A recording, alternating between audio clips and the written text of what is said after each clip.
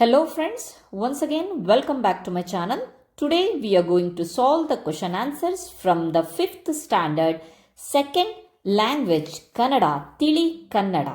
The poem name is Amma, which is written by Jambanna Amarachinta.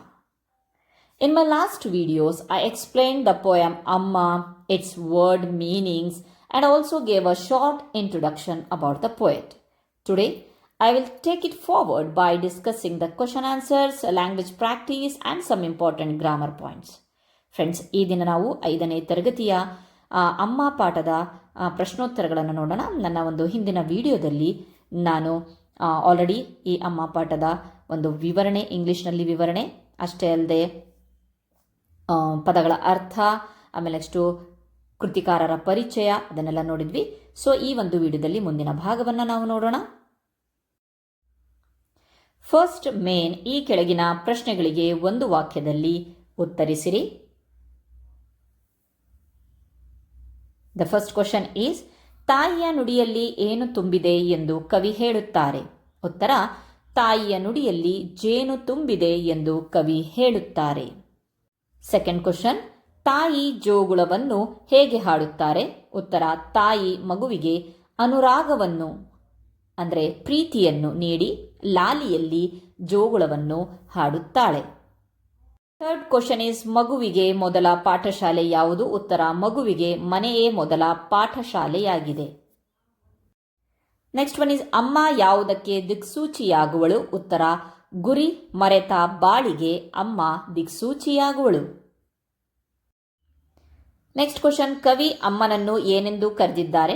ಉತ್ತರ, ಕವಿ ಅಮ್ಮನನ್ನು ನಡೆದಾಡುವ ದೇವತೆ ಎಂದು ಕರೆದಿದ್ದಾರೆ. ನೆಕ್ಸ್ಟ್ ಕ್ವಶನ್, ಜಂಬಣ್ಣ ಅಮರಚಿಂತ ಅವರ ಮೊದಲ ಕವನ ಸಂಕಲನ ಯಾವುದು? ಜಂಬಣ್ಣ ಅಮರಚಿಂತರವರ ಮೊದಲ ಕವನ ಸಂಕಲನ ಮುಂಜಾವಿನ ಕೊರಳು. ಮುಂಜಾವಿನ ಕೊರಳು. ನೆಕ್ಸ್ಟ್ ಮೇ ಈಸ್, ಈ ಕೆಳಗಿನ ಪ್ರಶ್ನೆಗಳಿಗೆ 3-4 ವಾಕ್ಯಗಳಲ್ಲಿ ಉತ್ತರಿಸಿರಿ.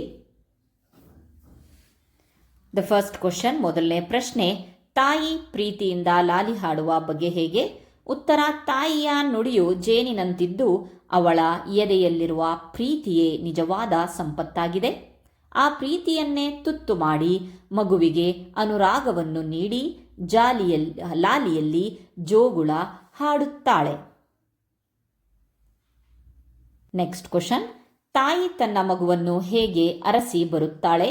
ಉತ್ತರ, ಮನೆಯೆಂಬ ಮೊದಲ ಪಾಠಶಾಲೆಯಲ್ಲಿ ಮಗುವಿಗೆ ಆಕಾಶಕ್ಕೆ ಹಾರಲು ಕಲಿಸಿದ ತಾಯಿ ಮಗು ಮಾಡಿದ ತಪ್ಪು ಒಪ್ಪುಗಳನ್ನು ಮರೆತು ಬಿಡುತ್ತಾಳೆ.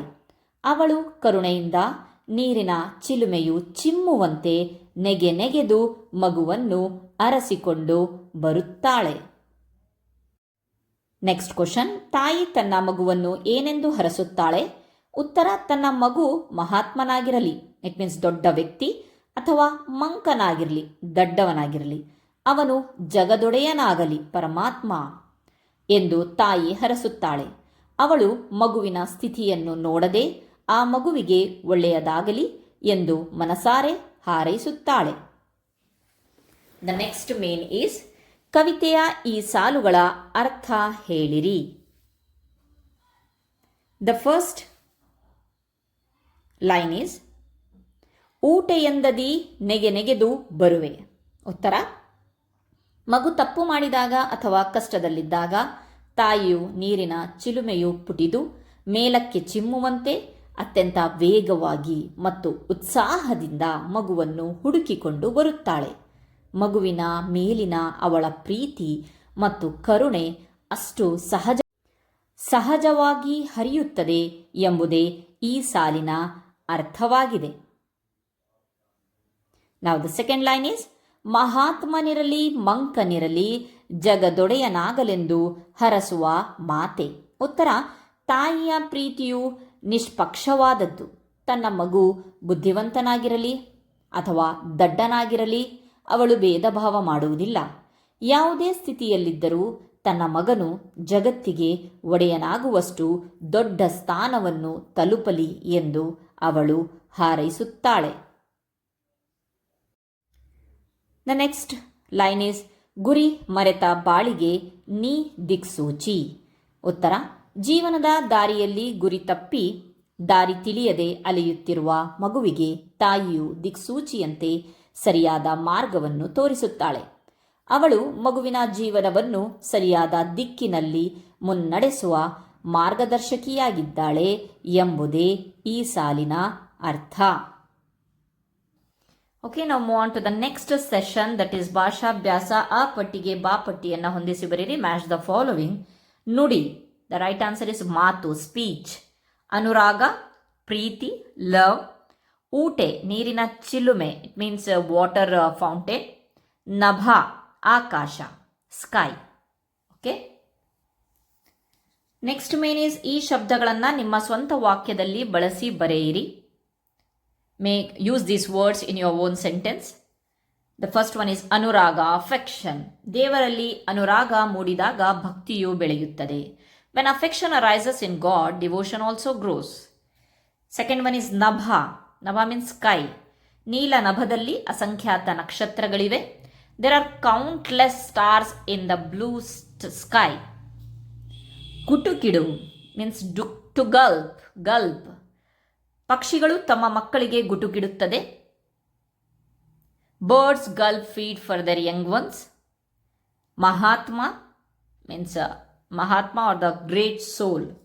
ಸ್ವತಂತ್ರ ತಂದುಕೊಟ್ಟ ಗಾಂಧೀಜಿ ಮಹಾತ್ಮರೆನಿಸಿದರು.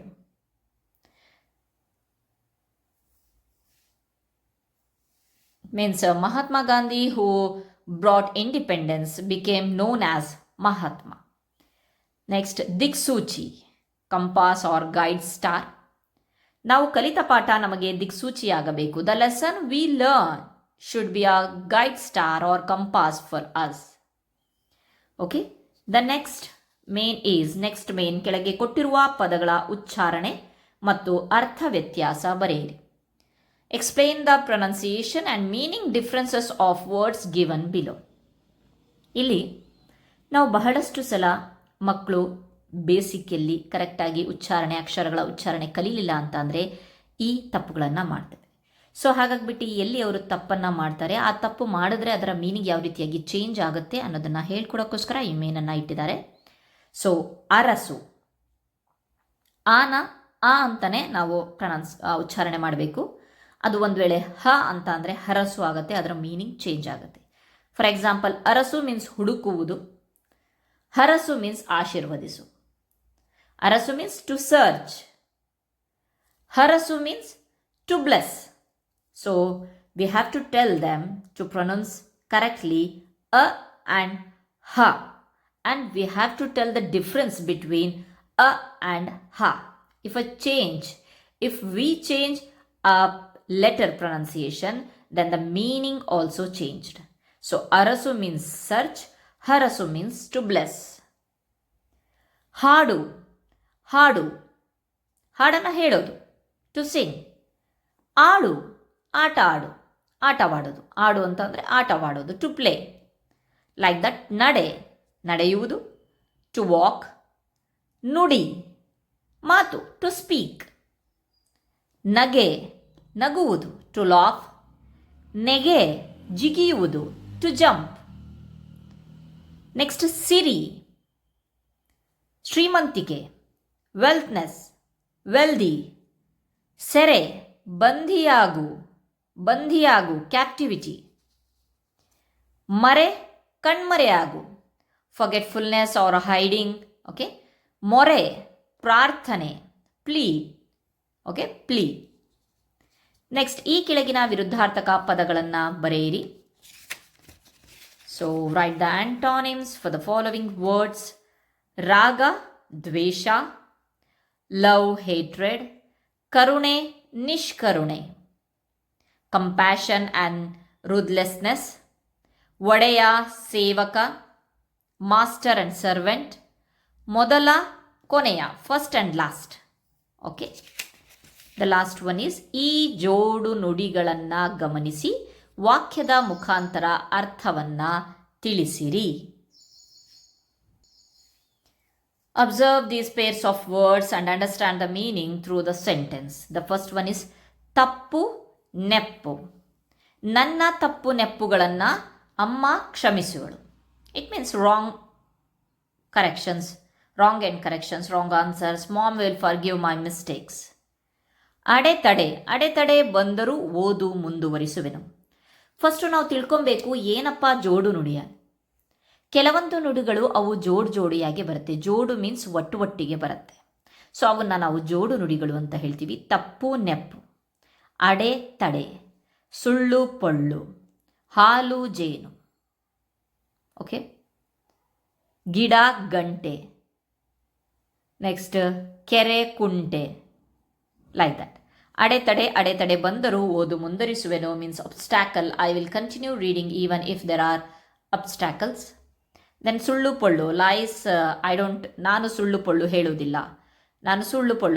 Means there is a meaning for one word, ಸುಳ್ಳು, ದಟ್ ಈಸ್ ಲೈ. ನಾನು ಸುಳ್ಳು ಪೊಳ್ಳು ಹೇಳೋದಿಲ್ಲ. ನಾವು ಸುಳ್ಳು ಹೇಳೋದಿಲ್ಲ ಅಂತ ಅಂದರೆ ಆಗತ್ತೆ, ಬಟ್ ನಾವು ಸುಳ್ಳು ಪೊಳ್ಳು ಆ ಒಂದು ವರ್ಡಿಗೆ, ಆ ಸೆಂಟೆನ್ಸಿಗೆ ಹೆಚ್ಚು ಪ್ರೆಷರ್ ಕೊಡಬೇಕು ಅಂತ ಹೇಳಿದ್ರೆ ಇನ್ನೊಂದು ವರ್ಡನ್ನು, ಅಂದರೆ ಜೋಡಿಯಾಗಿ ಬಂದಿರುವಂಥ ವರ್ಡನ್ನು ನಾವು ಹೇಳ್ತೀವಿ. ಸೊ ನಾನು ಸುಳ್ಳು ಪೊಳ್ಳು ಹೇಳೋದಿಲ್ಲ. ಓಕೆ, ಐ ಡೋಂಟ್ ಲೈ. ಹಾಲು ಜೇನು, ಬದುಕು ಹಾಲು ಜೇನಿನಂತೆ ಇರಬೇಕು. Life should be like A honey with milk ಅಂತ ಹೇಳ್ತಾರೆ. ಸೊ ಹಾಲು ಜೇನು. ಕೆಲವೊಂದು ಪದಗಳು, ಈ ಜೋಡು ನುಡಿಗಳು ಒಂದು ಪದಕ್ಕೆ ಮೀನಿಂಗ್ ಇದ್ದು ಇನ್ನೊಂದು ಪದಕ್ಕೆ ಮೀನಿಂಗ್ ಇಲ್ಲ ಅಂತಂದ್ರೂ ಸಹ ನಾವು ಅದನ್ನು ಹೆಚ್ಚಾಗಿ ಬಳಸ್ತೇವೆ. ಓಕೆ, ಅದರೊಳಗಡೆ ಏನು ತಪ್ಪಿಲ್ಲ ಬಳಸೋದ್ರೊಳಗಡೆ. ಸೊ ಅಂಥ ಪದಗಳನ್ನು ನಾವು ಜೋಡು ನುಡಿಗಳು ಅಂತ ಹೇಳ್ತೀವಿ.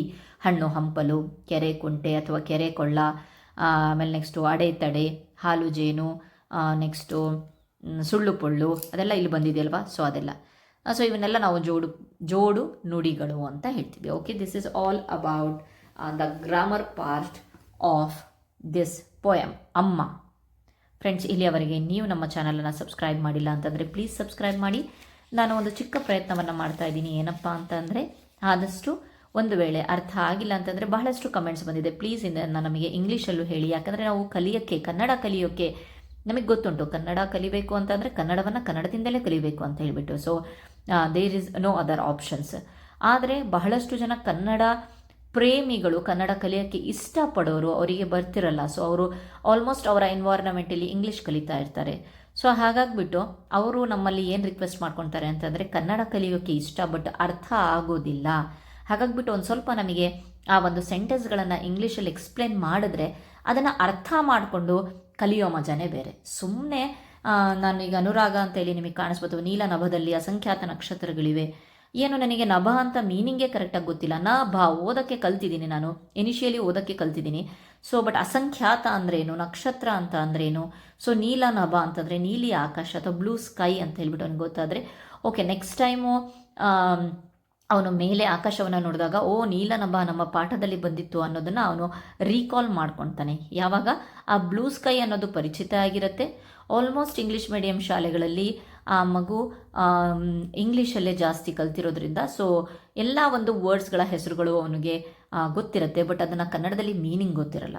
ಸೊ ಅಸಂಖ್ಯಾತ, ಅನ್ಕೌಂಟೇಬಲ್, ಓಕೆ, ನಕ್ಷತ್ರಗಳಿವೆ, ನಕ್ಷತ್ರ ಮೀನ್ಸ್ ಸ್ಟಾರ್ಸ್ ಅಂತ ಹೇಳಿ. ಸೊ ಹಾಗೆ ಯಾವಾಗ ಆ ಒಂದು ಪದಗಳು ಇಂಗ್ಲೀಷ್ ಮೀನಿಂಗ್ ಗೊತ್ತಾಗುತ್ತೋ ಸೊ ಅವನ ಒಂದು ಇಂಟ್ರೆಸ್ಟ್, ಕನ್ನಡ ಕಲಿಯೋಕ್ಕೆ ಇಂಟ್ರೆಸ್ಟು ಹೆಚ್ಚಾಗ್ತಾ ಹೋಗುತ್ತೆ. ಮುಂದಾನೊಂದು ದಿನದಲ್ಲಿ ಕನ್ನಡದಲ್ಲಿ ಅವನು ಪಾಂಡಿತ್ಯನೇ ಗಳಿಸಬಹುದು ಅಲ್ವಾ. Thank you. ಈ ಒಂದು ಸಣ್ಣ ಪ್ರಯತ್ನದಿಂದ, ಈ ಒಂದು ಸಣ್ಣ ಒಂದು ಪ್ರತಿಫಲವನ್ನು ಬಯಸ್ತಾ ನಾನು ಈ ಒಂದು ವಿಡಿಯೋನ ಇಲ್ಲಿಗೆ ಮುಗಿಸ್ತೀನಿ. ತುಂಬ ಧನ್ಯವಾದಗಳು ಫ್ರೆಂಡ್ಸ್.